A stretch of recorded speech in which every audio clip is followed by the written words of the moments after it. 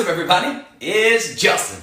Welcome. I'm probably going to piss some people off this episode for sure. Like, I'm real certain that I'm going to piss some people off, particularly in a specific portion of this. But it's cool. Things need to be said. We got to talk about specific things because there are too many people running around saying things that are completely inaccurate. And it's not just the people who are saying things that are inaccurate. It's the people who are saying things that are wildly distracting from what's actually important and from what people should actually be focusing on. So that's what I'm going to really try to do a good job of tonight. I'm going to try my very best to do a good job of helping you understand exactly what you should focus on, okay? So, for sure, I think you're going to like it. And yes, we're talking about coronavirus, but this also goes far, far, far beyond coronavirus and just exposes what I have written on the board here, and that is America and health. So let's just dive in because I got a lot of information to get to. So the title of tonight's episode is America has no idea what healthy is.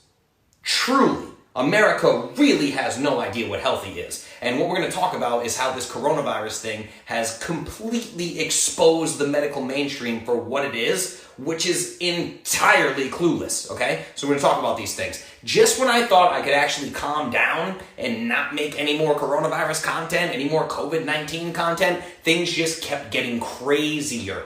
So people are still arguing that we should all be terrified. COVID-19 is killing everybody. It's killing all kinds of people. Doesn't matter what kind, including healthy people. People are dying from this thing. And now I have these keyboard warriors who, mind you, they've never read a single textbook even remotely related to the human body in their entire lives. And they're telling me that I'm somehow irresponsible for saying things like healthy people, truly healthy people, probably shouldn't be all that worried about this thing, okay? But these people that are getting all angry at me, they're the sheeple. It's what I call the sheeple. It's a term that I use that people don't like, but the sheeple are just going to blindly feed whatever the mainstream news media of their choosing feeds them. That's all that they're going to worry about. That's it, okay? They're just blindly doing what Big Daddy government and Big Daddy pharma tells them to do. I don't run my life that way. Personally, I have said this before and I will say it again. My stance on coronavirus and how to prepare yourself has not changed at all since the first piece of coronavirus content I made.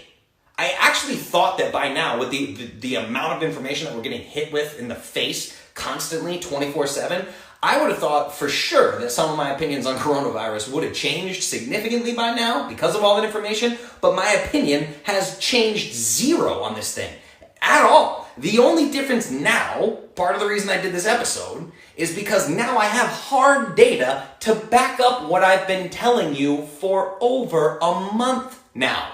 Literally over a month, exactly what I've been saying to you has now been proven by hard data. That's what we're going to dig into tonight. And that is that the importance of metabolic health is everything. And this absurd claim that COVID-19 is wiping out healthy people is complete nonsense, okay? So this episode is going to help you understand why your overall metabolic health should literally be the number one thing that you worry about above everything else. You should be worried about your metabolic health right now above hydroxychloroquine, above zinc, above antibiotics, above N95 masks, above hand sanitizers, above grabbing packages off your front porch that might be infected with coronavirus, above whether or not Trump wants his name on the stimulus checks. Oh my God. Focus on what matters, okay? And that is your metabolic health right now, above everything else. It's the number one thing you should be focused on, period. And I'm going to tell you why. Now, I'm going to preface this. You guys know I love to do a preface. Let me preface this episode, everybody, by telling you that I am not claiming, and I have never claimed, not once have I claimed, that diet and lifestyle can prevent a coronavirus infection. That would be incorrect and irresponsible. Go back through all the content I've ever made. I dare you. And find a time when I've said that. It didn't happen. Let's just get that out of the way, okay? I'm also not saying that there has never been or will never be a truly metabolically healthy person killed by coronavirus. There could be genetic factors, there could be environmental factors, there could be rare disorders we don't even know about yet, on and on and on. In all aspects of life and health and nutrition and fitness and everything, there will always be extreme outliers that you can find. There will always be, okay? But it might be a very long time before we know the true cause of why these people suffered a specific outcome. We just don't know right now. It's a novel virus, everybody. So I just want to go over this thing in detail because I don't think people understand my argument that COVID-19 is not killing healthy people, okay? It is simply killing a very, very, very small number of people who do not suffer from diagnosed medical conditions. Now, notice how I am very carefully saying people that do not suffer from diagnosed medical conditions. I am not saying healthy people. Because those two definitions are worlds apart. Free from disease and healthy are two very different things. And that's what we're going to talk about tonight. We're going to start by talking about metabolic health in America in general. Okay? So let's talk American health by the numbers. So how can it be that we know 88% of the population suffers from some level of insulin resistance, which is irrefutably a certain level of metabolic dysfunction.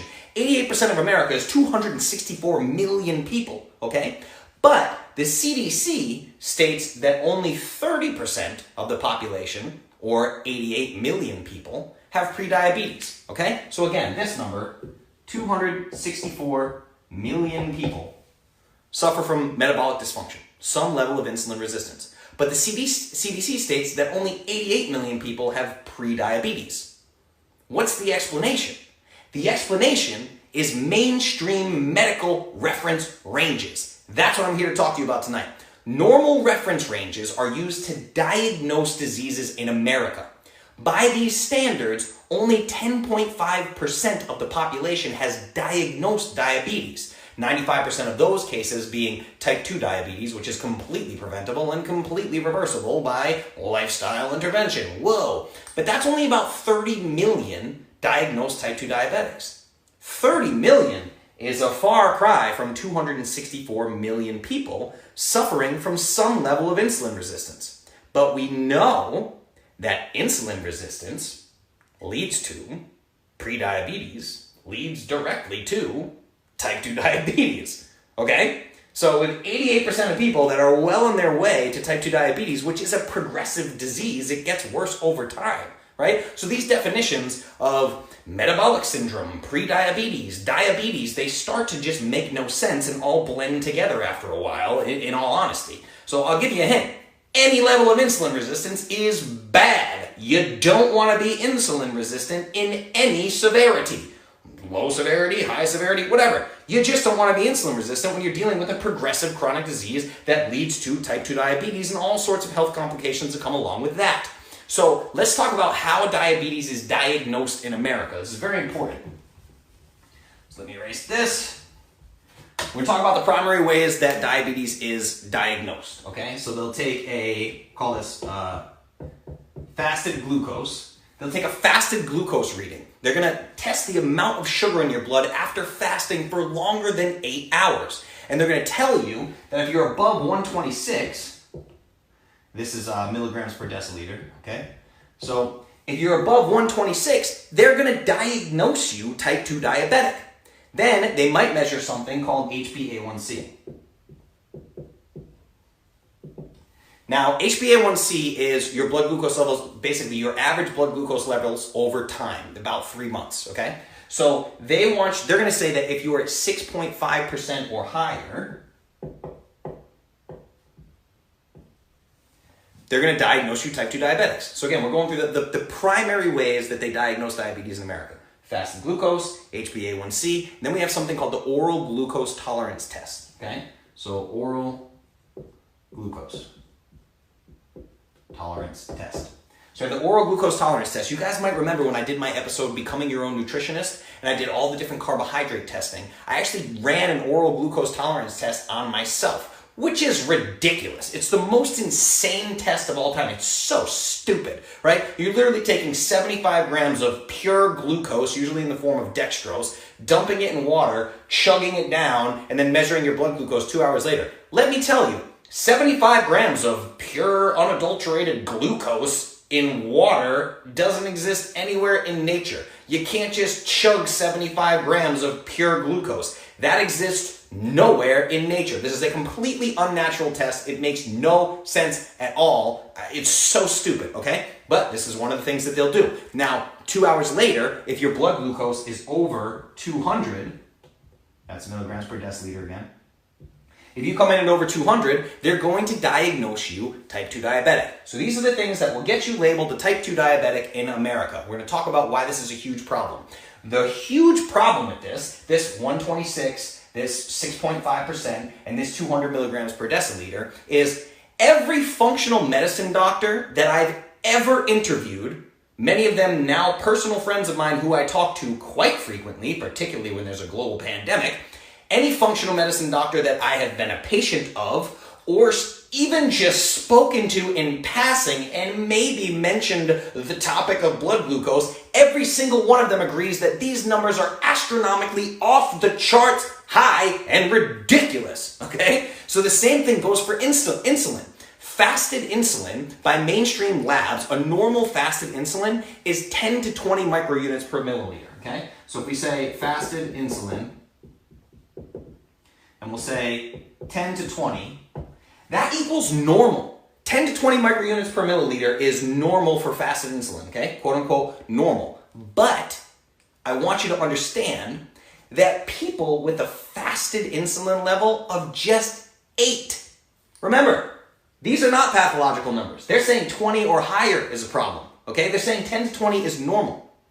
If you have a fasted insulin level of just 8, you have a 2 times higher risk of developing prediabetes than somebody with a fasted insulin of 5.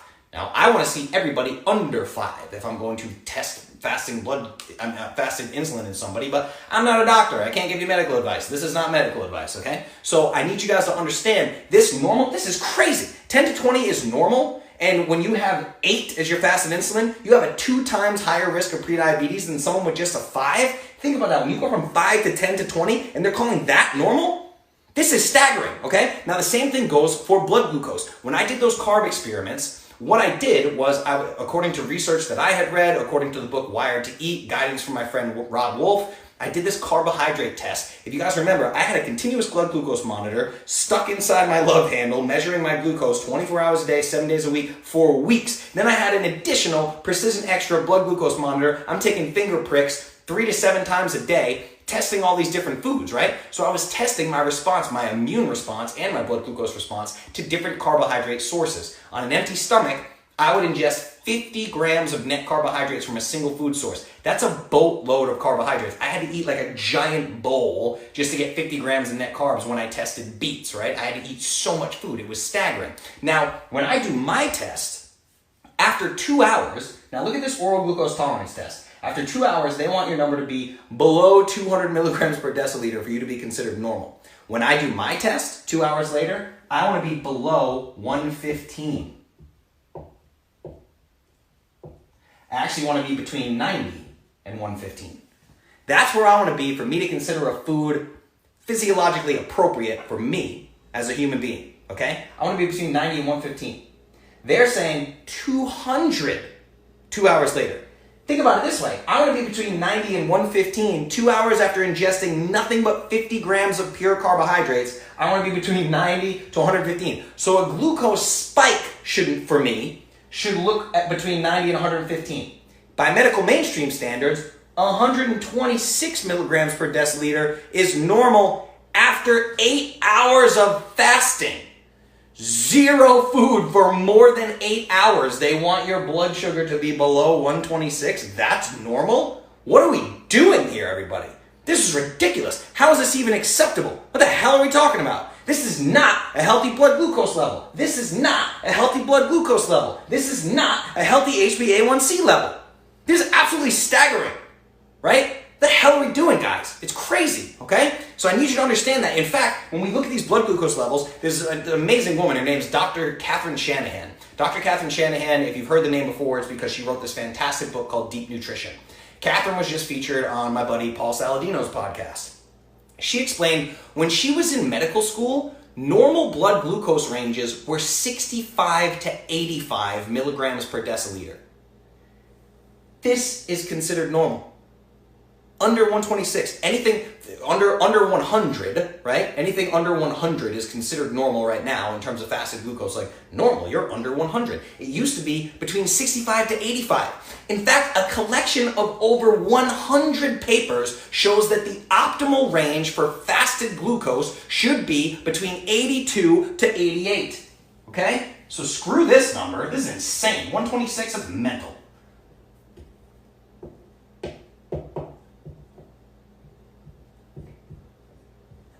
Over 100 research papers show that it should be between 82 to 88 milligrams per deciliter. Yet anything under 100 is just considered acceptable now. Optimal range. What are we talking about? This is crazy. Somehow numbers nearly 20% higher than this are considered normal and acceptable by the mainstream medical standards. How the hell do we get these ridiculous numbers? That's what we're going to talk about. Now, mind you, anyone with these completely abnormal numbers that are somehow defined as normal, these people would fall into the category of a healthy individual. So, quote unquote, a healthy individual by mainstream standards can have absurdly high, ridiculous numbers. It's just crazy. So, you see where this is headed? We're going to continue here.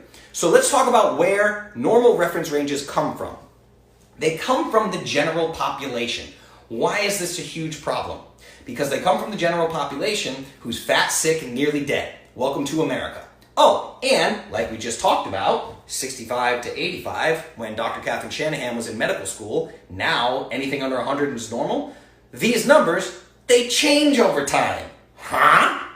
That's weird, right? So, meaning as the population gets sicker and fatter and chronic disease becomes more prevalent, the normal portion of these reference ranges gets worse and worse and worse. It's ridiculous. So disease becomes our normal state of being. Literally, I mean that literally. Disease becomes our normal state of being. We have blood marker levels that were once considered pathological that are now normal because our overall health as a nation has become so absurdly poor that we just accept it, right? Or on the flip side, normal numbers that were once normal, somehow become pathological. It works the other way as well. The best example of this is that the entire medical system blames LDL cholesterol directly for cardiovascular disease. That is the LDL hypothesis of cardiovascular disease, what everyone in the mainstream swears by, and yet countless millions of people just kept dying from heart attacks even with very, very, very, very low levels of LDL, like super low levels of LDL, dropping dead of heart attacks. And guys like me have sky high, off the charts LDL and robust metabolic health and incredible human performance. I'm thriving, everybody. Hate to break it to you with my very high LDL levels, okay? But what does the mainstream medical community do? Instead of re-examining their clearly flawed hypothesis, they just keep steadily dropping the level of LDL that is considered high to force it to fit their erroneous model of cardiovascular disease. All while millions of people die directly because of their poor information. Mind you, what are we doing, everybody? In the not-so-distant past, you needed to have LDL levels that were well above 300 to even get prescribed a statin. Then, it became 250. Then, it became 200. Now, I regularly get new clients that are obese, mind you, that need to come to me for help. New clients sign up for Clovis, and I find out that their dipshit doctor has them on a statin drug when their LDL is slightly below 180. What are we talking about? This is absolutely sickening, everybody, and this is how health in mainstream America is measured. This is ridiculous. Absolutely ridiculous. The system is broken and the system is flawed. So I'm going to show you how they do this because I can't wrap my brain around it. I don't know if you're going to be able to wrap your brain around it, but I'm going to show you exactly how it goes, okay?